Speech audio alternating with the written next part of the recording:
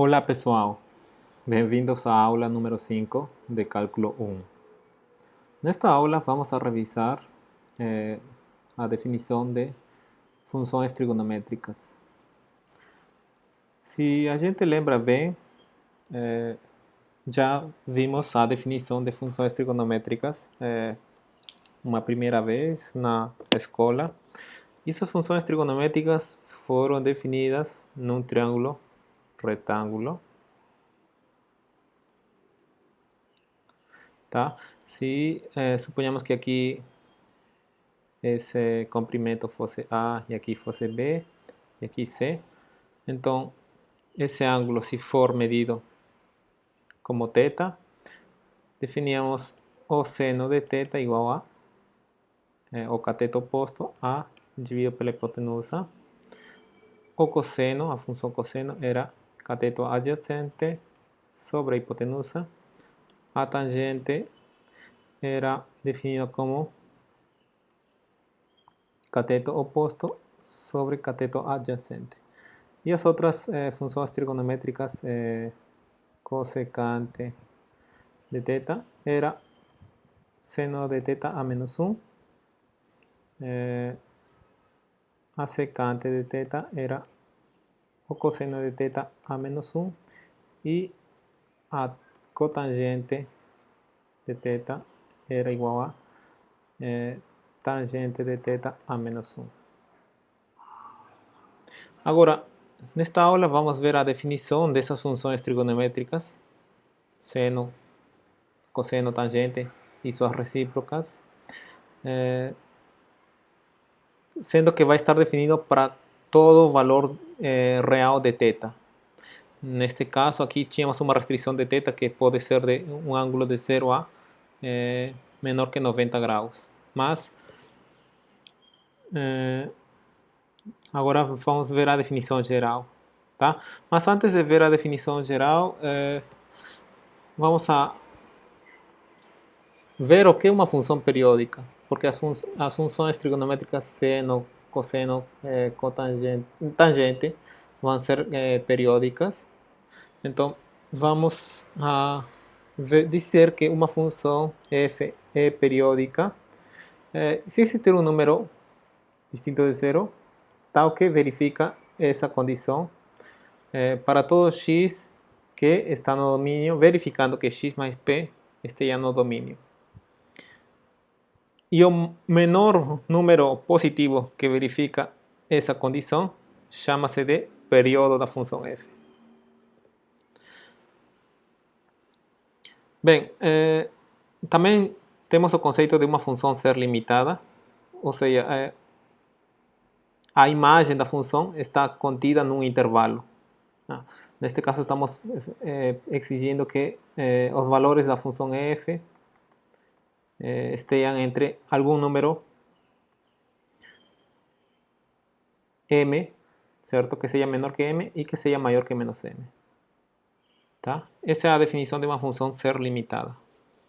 Isso que seja válido para qualquer x do domínio. Então, aqui estamos nesse exemplo, estamos apresentando um exemplo de uma função periódica. A função está sendo definida como x quando está nesse intervalo semiaberto. Seu gráfico é esse segmento de reta. E, bem, por definição é uma função periódica porque estamos colocando essa condição. Então, esse gráfico, esse segmento repete-se após uma unidade, né? Aqui temos uma unidade, então temos o mesmo gráfico e assim continua. Bem, neste caso o período da função seria o número 1. E essa função também é uma função limitada. Vemos que, bem, a função toma como valor máximo um número menor que 1, tá? Ou seja, f de x é menor ou igual que 1. De fato, é menor, estrito, né? Nunca chega a ser igual a 1. Então, é menor que 1 e é maior que 0. Então, a função maior ou igual que 0. Então, a função é limitada. Agora, tendo esos conceitos de função limitada e função periódica, vamos agora sim definir as funções trigonométricas. Bem, para isto precisamos do chamado círculo unitário. O círculo unitário é o círculo centrado na origem de raio 1, que estamos chamando de C. Bem, se a gente pega um ponto qualquer do círculo unitário, vemos que esse ponto, suas coordenadas verificam essa equação. Isso é devido a Pitágoras, teorema de Pitágoras, né? Aqui temos um triângulo retângulo, aqui seria x, aqui é y, então a hipotenusa, o raio, é precisamente 1. É por isso que temos essa igualdade. Agora, estamos considerando o ponto P0 como ponto 1, 0. E depois vamos considerar PS, o ponto do círculo unitário, tal que o comprimento do arco P0-PS percorrido no sentido anti-horário é igual a S. Então aqui temos uma figura para ilustrar esse parágrafo que estamos mencionando. Temos o ponto P0, tá? Que vai ser o ponto de coordenadas 1, 0. E depois PS é aquele ponto sobre o círculo unitário que é obtido da seguinte maneira. Esse arco da circunferência P0, PS, tem comprimento, o comprimento desse arco é S, que está sendo indicado aqui. Bem, quando percorremos no sentido anti-horário, tá? A partir de P0. Muito bem. Obviamente isto é para todo S qualquer número real. Tá? Se S fosse positivo, então, bem, estamos no sentido anti-horário. Se S fosse negativo, estaríamos percorrendo, neste caso, no sentido horário.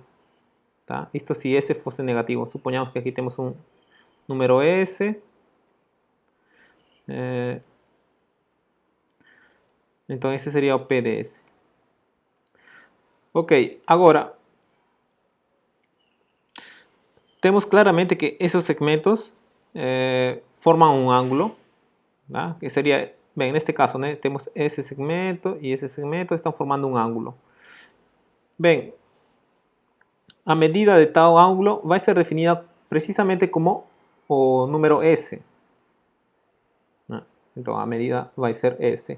Isto porque, bem, estamos considerando a circunferência unitária de raio 1.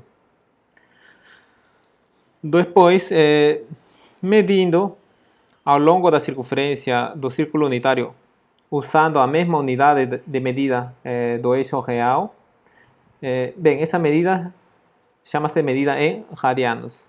Tá? Então, um ângulo de comprimento 1 tem uma medida nesse sistema de radianos, medida de 1 radiano. Isto quer dizer, por exemplo, que se a gente tem o número 1 aqui, após construir esse ponto P de 1, talvez P de 1 vai estar por aqui, P de 1, certo? Isso significa que o arco P0, P1 tem comprimento 1. Então, essa medida, bem, esse ângulo aqui que vamos ter, né? Esse novo ângulo, seria um ângulo, e segundo a definição seria 1 radiano. Bem, agora, como vamos a definir a função cosseno de S, seno de S? Bem, temos nosso ponto P de S, que obviamente depende do número S, da variável S, e as coordenadas desse ponto P de S vamos a indicar por x de S, y de S. Isto porque dependem de S. E precisamente x de S vai ser definido como a função trigonométrica coseno de S. Tá? Coseno de S vai ser a variável, desculpe, vai ser a coordenada x do ponto P de S. E a função trigonométrica seno de S vai ser a coordenada y do ponto P de S. Então, dessa maneira, neste caso, essas funções trigonométricas, tá, estão sendo definidas para qualquer número real. Não temos a restrição sobre S de que esteja entre 0 e π meios. Bem, agora, essas funções trigonométricas cosseno e seno vão ser funções contínuas. Isso vamos ver mais na frente, mas, bem, isso quer dizer que se a gente faz o gráfico dessas funções trigonométricas, cosseno e seno, o gráfico não apresenta nenhuma quebra, não apresenta descontinuidades. Tá? Isso, bem, isso seria uma definição de uma função ser contínua. Se seu gráfico da função não apresenta nenhuma quebra. Logo, bem, a gente pode ver o seguinte, que se aqui tivéssemos o ponto P de S e depois tentamos encontrar o ponto P de S mais epsilon, onde epsilon é um número positivo, obviamente S mais epsilon vai ser maior que S. Então, é por isso que estamos supondo que o ponto P de S mais epsilon está nessa posição. Tá? Isto, bem, aqui indicando que talvez S, trabalhando com o caso de que S fosse maior que 0. Agora, obviamente, esse comprimento, tá, é menor que o comprimento desse arco. Sim? Agora, também acontece que esse comprimento é menor que a hipotenusa, tá? Mas qual é o valor de esse delta de x? Delta de x vai ser a diferença, tá? Em valor absoluto, porque estamos falando de comprimento, então seria em valor absoluto das componentes x desses dois pontos. Tá? Mas esse ponto aqui tem componente x, precisamente cosseno de S mais epsilon, e esse ponto P de S tem componente x, cosseno de S. Então, a diferença em valor absoluto é precisamente o valor absoluto de delta de x. Tá? E, bem, então, esse comprimento aqui é menor que esse comprimento, mas, obviamente, aqui esse comprimento é menor que esse comprimento. Mas esse comprimento é precisamente epsilon. É por isso que temos essa desigualdade. Similarmente, em vez de trabalhar com delta x, trabalhando com esse comprimento, vemos essa desigualdade. Tá? Isso indica que, bem, as funções trigonométricas cosseno e seno são funções contínuas. Que, bem, a gente vai ver a definição nas próximas aulas. Agora, nessa figura estamos apresentando o gráfico da função seno e o gráfico da função cosseno. Esses gráficos decorrem da definição apresentada. Tá? Vocês, bem, podem ver isso também no GeoGebra, que tem o gráfico, por exemplo, da função cosseno, tem esse formato. Tá? Note-se que o cosseno de 0 vai ser 1. Isso porque, lembrar que como foi definido o cosseno e o seno, se a gente tem nossa circunferência unitária, em P0 temos que coordenadas? Temos 1, 0. Então, nesse ponto, qual seria o valor de S? Nosso ângulo seria 0, né? Note-se que a definição era dessa maneira. Temos P0, aqui temos P de S. Aqui esse comprimento vai ser S. Tá? Então, quando S é 0, ese P de S precisamente coincide con P0 que tem coordenadas 1, 0. Y a función coseno de S era a coordenada X. Y a función seno de S era a coordenada Y. Entonces, cuando S es 0, tenemos o ponto 1. O temos a coordenada X de nosso ponto P de 0, ese ponto, coordenada X es 1. Coordenada Y, o seno de 0 sería 0. Entonces, tenemos esos valores para a función coseno y seno no número 0.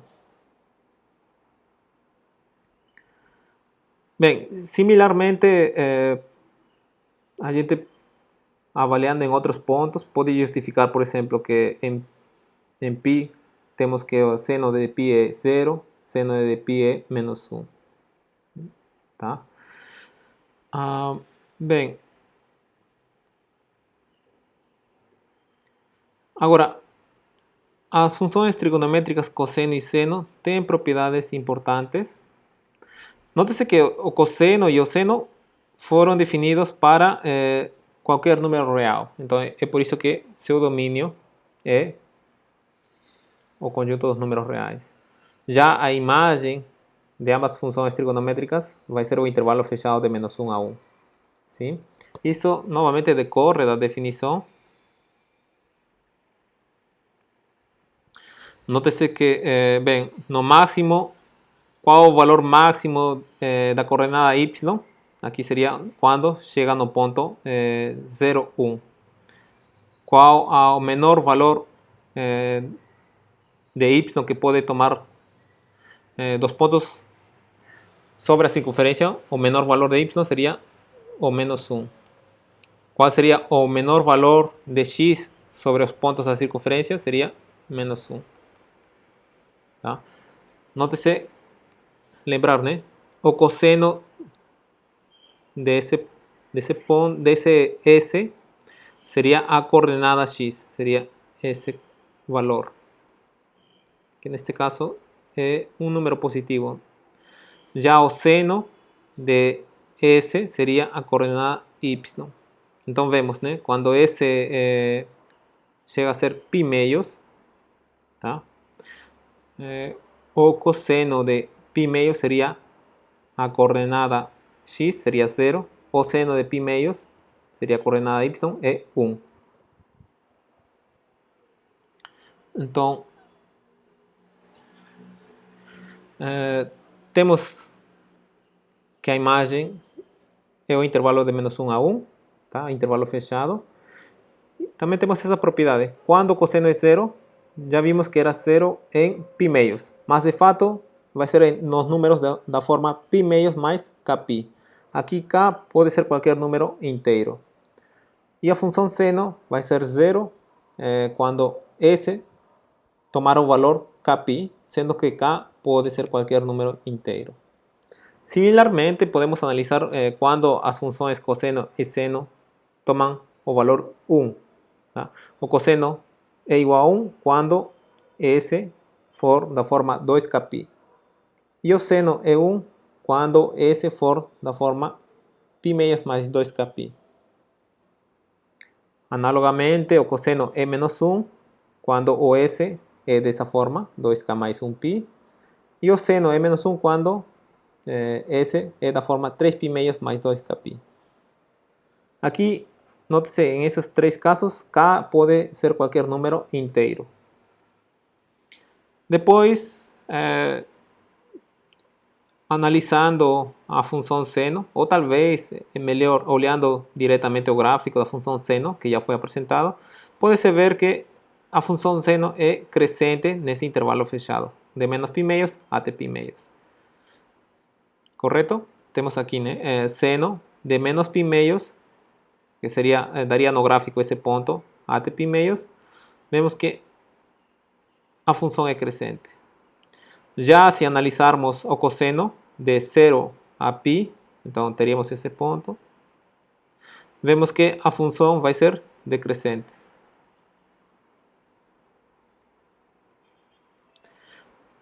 Como foi comentado, bem, as coordenadas dos pontos sobre a circunferência unitária satisfazem a equação x² mais y² igual a 1. Mas, bem, como foi definida as funções cosseno e seno, isso nos leva a que cosseno quadrado mais seno quadrado é igual a 1. Válido para qualquer número real. Depois podemos ver que as funções cosseno e seno são funções periódicas, têm período 2π. E também tem algumas propriedades. Por exemplo, a função cosseno é uma função par. Tá? Já a função seno é uma função ímpar. E, por exemplo, podemos calcular cosseno de uma diferença de ângulos. Isso vai nos dar essa expressão. E o seno de uma diferença de ângulos seria essa expressão aqui. Se fosse cosseno de uma soma, aqui teríamos menos. Se fosse aqui o seno de uma soma, aqui seria mais. Em particular, existe uma relação entre o cosseno e seno. Bem, seno de s mais π meios é igual ao cosseno de s. Aqui temos alguns exemplos de como obter o valor de seno em alguns números. ¿No? Para isso usamos a propriedade set, ou seja, que as funções seno e cosseno são funções periódicas. Bem, podemos escrever esse número dessa forma. A função seno é periódica de período 2π, então isto vai ser igual a seno de π². Isto é algo que a gente sabe calcular. Similarmente para outro caso, tá? Teremos que isso é igual a cosseno de π², que é 1/2. E já as outras funções trigonométricas conhecidas, tangente, secante, são definidas a partir de as funções seno e cosseno. Né? A tangente vai ser o quociente do seno pelo cosseno e a secante vai ser a recíproca do cosseno. Obviamente, essas funções estão definidas quando o cosseno fosse distinto de zero. E quando o cosseno vai ser distinto de zero, quando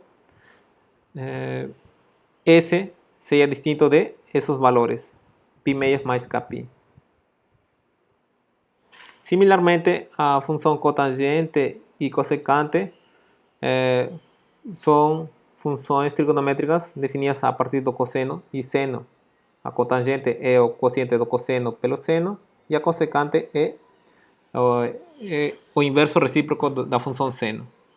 Novamente, essas funções fazem sentido quando o seno de S é distinto de zero. Ou seja, quando S é distinto de os números kπ. Aqui temos os gráficos das funções tangente, cotangente. Note-se que não está definido quando o cosseno era zero. Tá? É por isso que temos essas retas tracejadas. Essas retas tracejadas vão ser assíntotas verticais. Bem, neste caso da função tangente e aqui da função... bem, aqui era, né? Secante, tangente e... desculpem, tangente e também a secante, né? Que era sobre cosseno, 1 sobre cosseno. Então, aqui em menos π meios, cosseno é zero. Então, não está definida a secante, correto? E depois, a cotangente e a cossecante, bem, não estão definidas quando o seno é zero. O seno é zero quando tomava números da forma kπ. Tá? Por exemplo, aqui temos quando é menos π, a cotangente não está definido. Tá? Também aqui não vai estar definido a cossecante. Depois em π também não está definido. Não está definido aqui, não está definido em π. E por isso vemos que seu gráfico não vai intersetar essas retas tracejadas. Essas retas tracejadas vão ser assíntotas verticais das funções cossecante e da cotangente. Bem, As propriedades da tangente podem ser obtidas a partir da definição, né? Que é um quociente da função seno pelo cosseno. Temos seu domínio, vai ser todos os reais, excluindo os pontos, os números dessa forma. Já a imagem da tangente vai ser todos os números reais. A função tangente anula-se quando S é um número da forma kπ. A tangente vai ser igual a 1 quando S for números da forma π quartos mais kπ. Tangente é igual a menos 1 quando S for da forma menos π quartos mais kπ. Depois, podemos ver o gráfico da tangente. Se nos centramos no intervalo aberto de menos π meios até π meios, vemos que a função é crescente. Tá? Então, essa é outra propriedade. A função é crescente. E acontece que também a função tangente é periódica. E seu período é π. Ou seja, temos essa igualdade. Se vemos o gráfico da função tangente, dá para ver nessa figura que o gráfico parece ser simétrico em relação à origem. De fato, é simétrico em relação à origem. Ou seja, a função tangente é ímpar. Bem, e temos algumas fórmulas para o cálculo de tangente de uma soma de ângulos, ou diferença, ou tangente de uma diferença de ângulos. Então, essa foi uma revisão agora de uma maneira geral, das funções trigonométricas definidas para qualquer valor real. Bem, o seno e o cosseno, né? Depois, as outras 4 funções trigonométricas têm algumas restrições. Quando o cosseno é distinto de zero e quando o seno é distinto de zero. Agora, vejamos algumas funções trigonométricas inversas. Temos a chamada função inversa do seno, ou também conhecida como arcosseno, indicada com essa notação ou essa outra notação. E essa função é definida como a função inversa do seno, sendo que S está nesse intervalo de menos π meios até π meios. Ou seja, note-se que o seno não é injetora, né? Se olharmos a função seno em todo o seu domínio. Então, não seria inversível. Mas o que estamos fazendo é restringir o domínio de menos π meios a π meios. Nesse caso, a função seno sim é inversível, tá? Porque, bem, é bijetora. Logo, faz sentido falar de sua função inversa. Então, essa função inversa teria domínio de menos 1 até 1 e sua imagem seria de menos π meios a π meios. Essa função inversa, como comentei, também é conhecida como arcosseno. Então, essa é a definição da função arcosseno. É a função inversa da função seno restringida a esse intervalo fechado. Similarmente, a função cosseno não é uma função inversa considerada como função em todo o seu domínio, que é todos os reais. Porém, se restringirmos a função cosseno para o intervalo de 0 a π, a função vai ser a função cosseno é inversível, né? Porque vai ser uma função bijetora. Então, agora estamos nos restringindo de 0 a π, a função cosseno. 0 a π. Nesse caso, a função é decrescente, né? É bijetora. A função inversa dessa restrição do cosseno de 0 a π bem, é a função chamada de função inversa do cosseno ou arcocosseno. E essa função arcocosseno estaria definida no intervalo de menos 1 a 1 e sua imagem seria o intervalo 0 a π. A definição está aqui. Depois temos a chamada função inversa da tangente ou arcotangente. Temos essas notações. E é definida como função inversa da tangente para esse intervalo aberto. Nesse intervalo, a função tangente é bijetora sobre sua imagem. Então, faz sentido falar de função inversa da tangente. Bem, obviamente vai ser definida dessa forma. Tá? A função arcotangente ou função inversa da tangente vai ser aquela função que tem como domínio todos os reais e a imagem seria esse intervalo aberto. Bem, uma maneira similar, a gente poderia tentar definir as outras funções inversas das outras funções trigonométricas, da secante, da cossecante, da cotangente. Tá? E, bem, uma dessas maneiras de definir essas funções inversas é através de essas definições aqui. Tá? Mas acontece que essa definição aqui, por exemplo, não aparece em todo o livro. Existem pequenas mudanças, tá? Nos intervalos onde a gente considera a variação, neste caso de y. Por exemplo, em alguns outros livros pode aparecer que para a definição da arco secante, em vez de usar y que varie nessa reunião de intervalos, alguns outros autores utilizam essa reunião. Tá? Então, para essas funções secante, cossecante, cotangente, suas funções inversas não são formuladas de uma única maneira, tá? Porque a gente pode considerar outro intervalo onde a função secante seja inversível. E, bem, aqui temos o gráfico da função arcosseno. Lembrar, né, que quando temos uma função inversível, a gente pode obter o gráfico da função inversa refletindo esse gráfico da função em torno da reta y igual a x. E essa curva obtida seria o gráfico da função inversa. Então, dessa maneira, a gente obtém essa curva, o gráfico da função arcosseno, o gráfico da função arcocosseno e o gráfico da função arcotangente. E aqui, para fechar a nossa aula, estou apresentando algumas identidades, tá?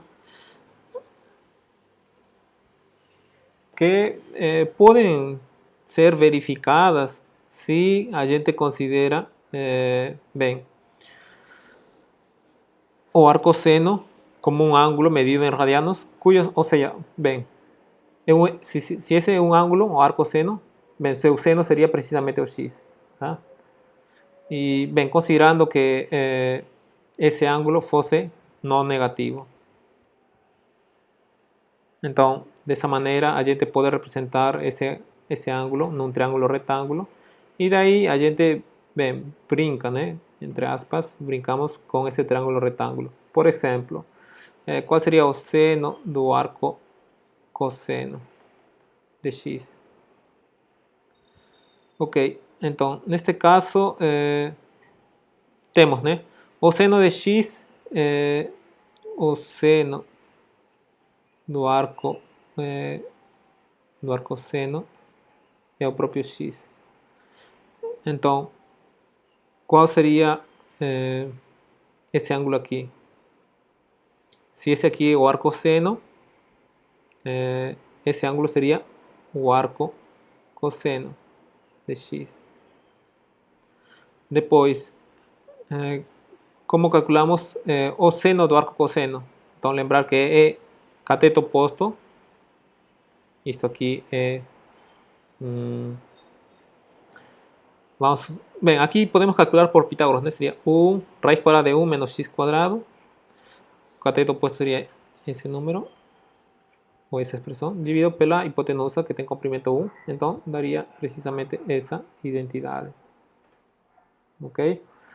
Então, similarmente, podemos verificar as outras identidades. Bem, de fato, né? Aqui temos usando isto. Isto pode ser visto usando esse triângulo retângulo. Tá? E as outras duas entidades que estaria faltando, de maneira similar, podem ser obtidas. Tá? Uma maneira de justificar para casos particulares, nesse caso particular, né? Um arcosseno sendo considerado como um ângulo positivo, podemos verificar essas identidades. Ok? Então, pessoal, esse seria o conteúdo dessa aula número 5, funções trigonométricas, bem, agora apresentadas de uma maneira mais geral, não somente sendo definidas a partir de um triângulo retângulo. Então, até a próxima aula.